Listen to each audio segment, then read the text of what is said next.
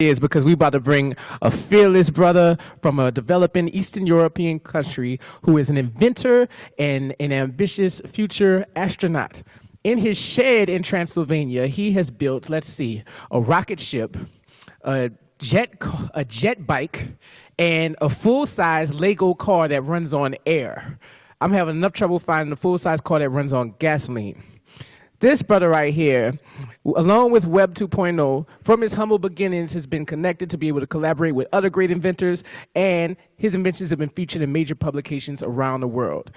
He looks to the stars. They might soon be in his yard, and he's here to tell his story. So ladies and gentlemen, the aspiring astronaut, the stranger from Romania, Mr. Raul Oaida.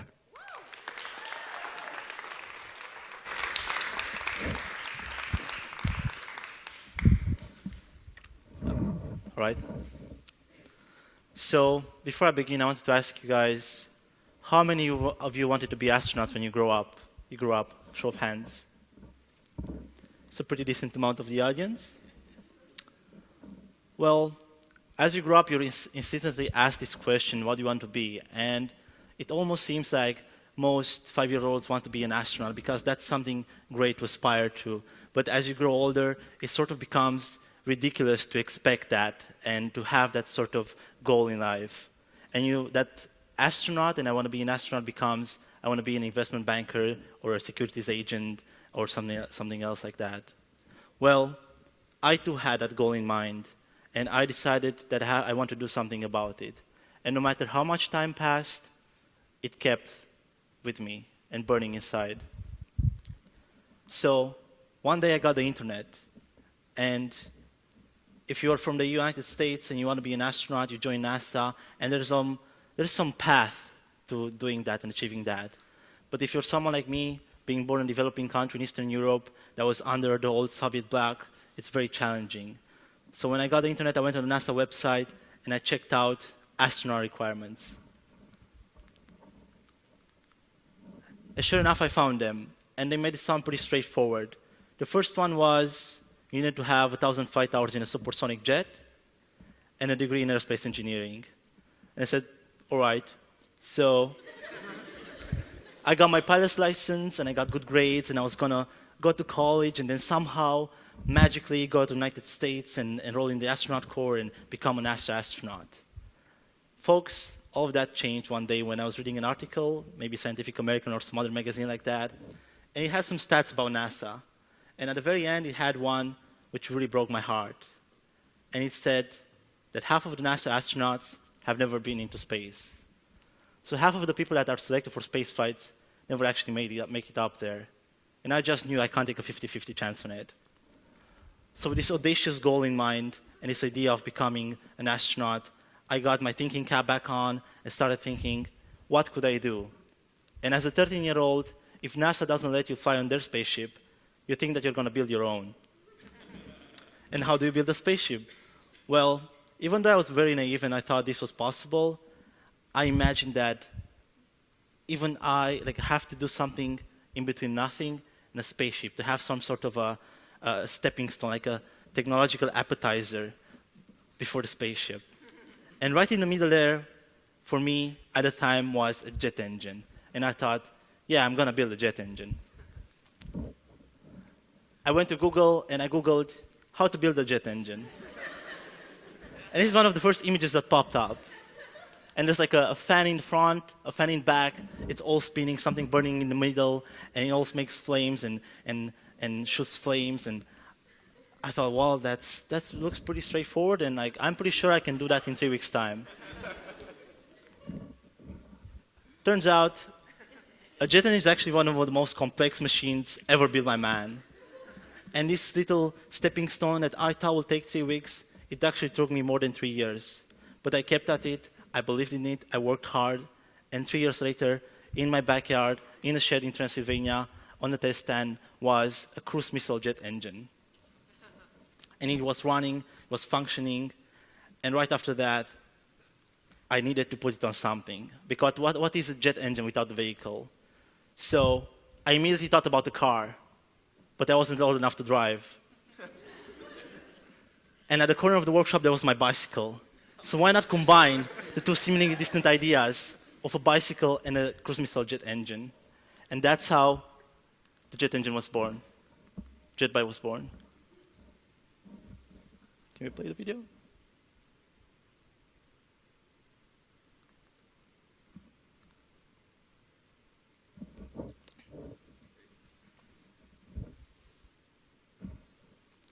Some technical issue this.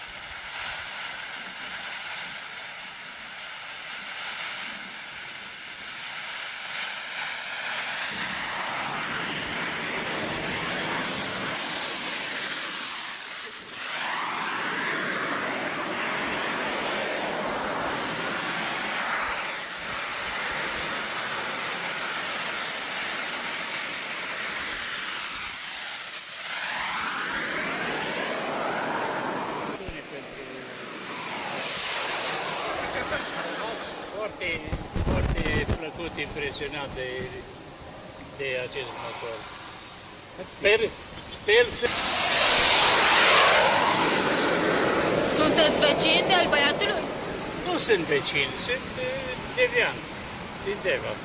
Și ce părere aveți despre invenția tânărului nostru? Merită toate felicitările și doresc succes pe mai departe. Cred că nu se limitează numai la biciclete. Sper să meargă și la altele.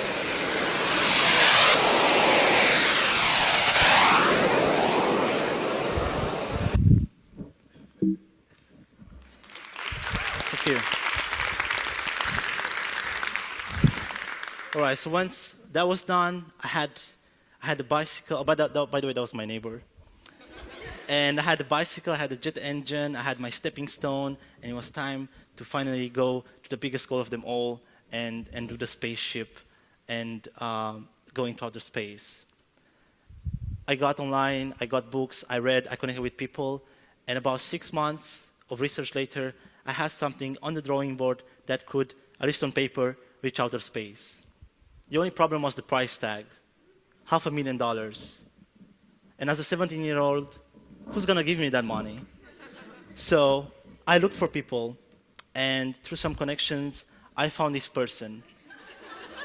Her name is Esther Dyson, and she has the really rare combination of being a venture capitalist as well as an astronaut. And in my mind, there was a simple calculus.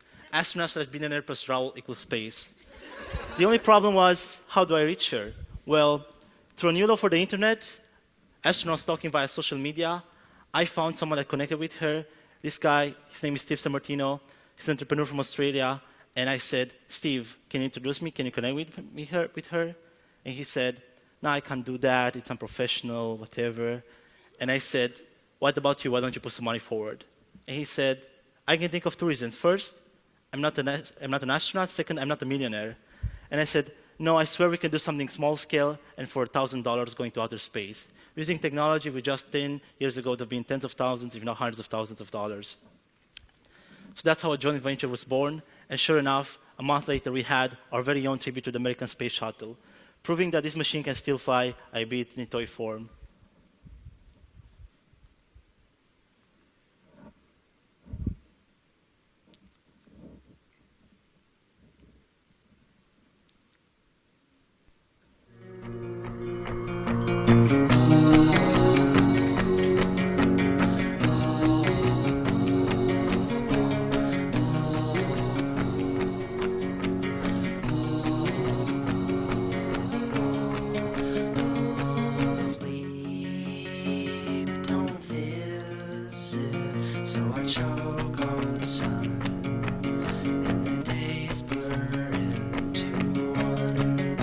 corners of my eyes, all the things I've never done. Sheets are swaying from an old clothesline, like a row of captured ghosts of old dead grass.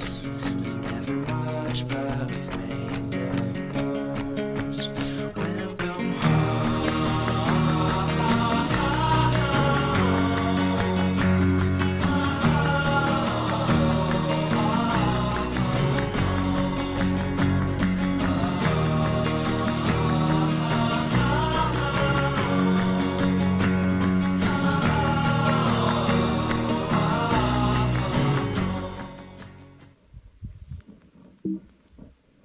All right, so with spaceship in place, which, by the way, the one from video is right here, and after you can like play with it and see it.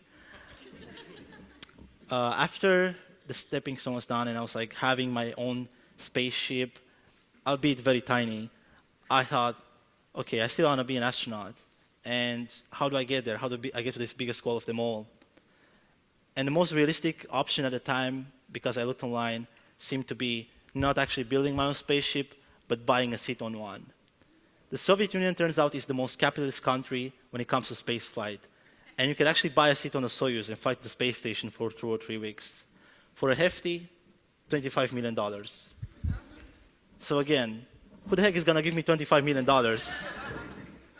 The only candidate was that I would be able to do some Silicon Valley style startup, because you always hear about these startups going like hundreds of millions, if not billions of dollars, and it was the only option I had in my thinking. And not only that, but they do so by changing the world for the better at the same time. So I could have my cake and eat it too. But for a startup, you need to raise capital, and for raising capital, you need reputation. Get reputation is by doing a really badass project. And that's when I came back to Steve and I said, Steve, what about the Super Awesome Micro project? He asked, what is it? The Super Awesome Micro project is a full-size car built out of Lego with a Lego engine that works on air and drives people around at speed. He says, gee, that sounds really cool. How much is it? $40,000. I can't afford that. Let's crowdfund it. So we went to Twitter with a simple tweet saying, hey, who wants to give us $1,000 and never see it back? Believe it or not, people actually called us. When they called, simple pitch. And the pitch focused on JFC. During the height of the global financial crisis, the heads of all the big car companies flew to Washington, here, to beg Congress for money because they didn't know what the future looks like. And here we are, 40 people from around the world, crowdfunding a kid in Romania to do an eco-friendly car out of toy pieces. That's what the future looks like. And then came the really hard part, building it. I was in the shed in Transylvania, and I got the first order of Legos, and as I opened the box, they started spilling out, and that's how I first saw how tiny the plastic pieces are. And in a moment of sheer terror, I imagined that maybe this is physically impossible. It's physically impossible to build it out of these tiny pieces. But I believed, and in the end, we ended up reinventing the engine and the transmission and the chassis and the wheel. And 18 months later, the doors of the workshop opened, rolling a full-size, drivable Lego car.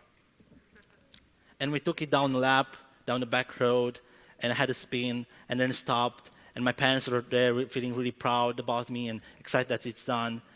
And I looked at my mom and I said, Mom, get in. And I'm really proud to say that the first passenger ever in a Lego car is my mom, and she was really psyched about that one. Once we had it rolling, it was time to get it packed and ship it to Australia, where the people that invested the money were. So we packed it up in the world's largest toy box, and we sent it down 10,000 miles all the way to Melbourne. And once it was there, we unpacked it, only to our shock to find out that inside was the car shattered in pieces. So we were pulling out the pieces of the car and the bits and the parts all at once, like piece by piece, wing by wing, door by door. And we were like so despairing about it and sad about it. But lucky the people that put the money forward were not a corporation or a company or some millionaires, anything like that. It was just regular people that had imagination and believed in something. And they didn't mind coming down to the workshop and rolling up their sleeves, and they helped us for 3 weeks to put it back together. And this is the result. The world's first full-size drivable Lego car that runs on air. And not only that, but it's a hot rod. How cool is that? And we have a video of it rolling down the streets of Melbourne.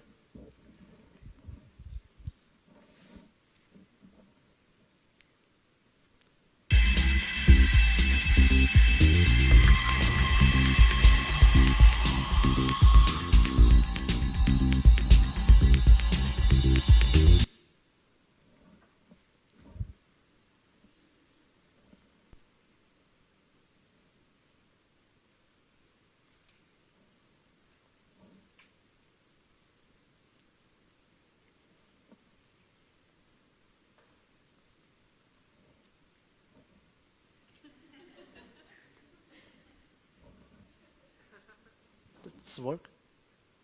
Okay, wait.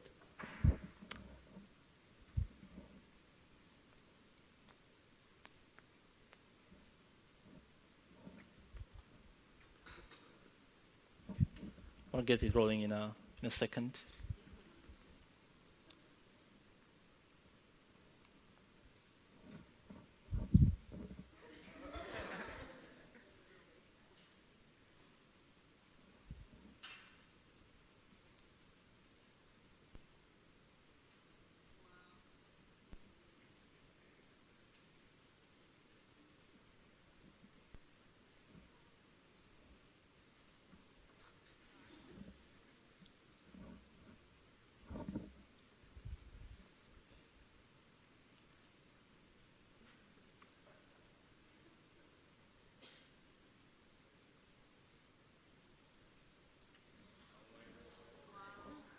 Do we have sound?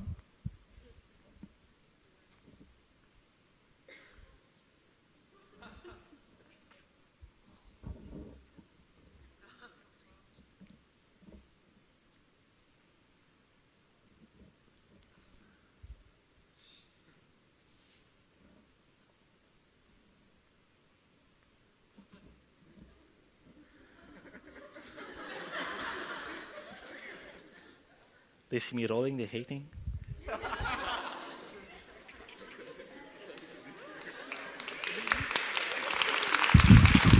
Thank you.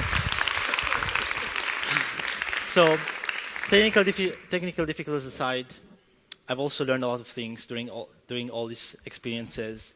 And the first one was the fact that I have no formal education, at least in this area. So for me, growing up, I learned how to learn using the internet. There's this thing called the internet. You plug a cable in your computation device, and you instantly have knowledge instantly have access 24/7 to all of the knowledge of mankind. And you can learn anything you want, anytime you want it, as much as you want. And I think that's really great. And not only that, but it's free. How cool is that? And for someone like me growing up in a small town in Transylvania, having access to these tools, the Twitter, the LinkedIn, the Skype, the Wikipedia, the YouTube, these tools made it happen. I'm here speaking to you because of these tools. And they all have something incredible in common. And that is, none of them existed 11 years ago. And that's a really powerful statement on the transformative power of the internet. Because we have great news. 2/3 of the world is still to come online. And there are lots of smart kids in developing nations that are yet to go out there. And I predict that within the next 10 years, there'll be a big market for Lego cars and jet bikes. And the second thing I learned is that when I tell people about the plan and the car and so on, they automatically assume there's some grand sketch behind it, there's some master plan. But the reality is that whatever I do, 99% of the time, I have no freaking idea what I'm doing. Honestly now. And not only that, but I'm wrong a lot. Like, I'm amazing at being wrong. I had so much practice at being wrong.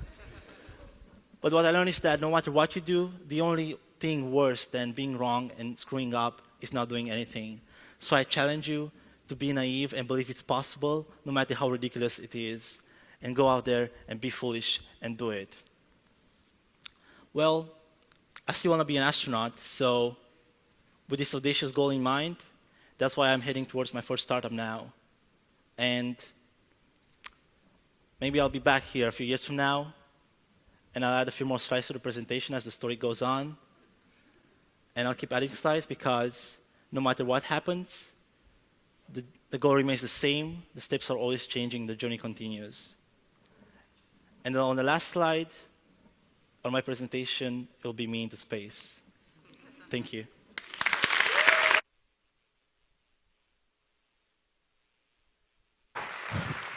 Raul Oaida from Transylvania. Shout out to Dr. Oaida here.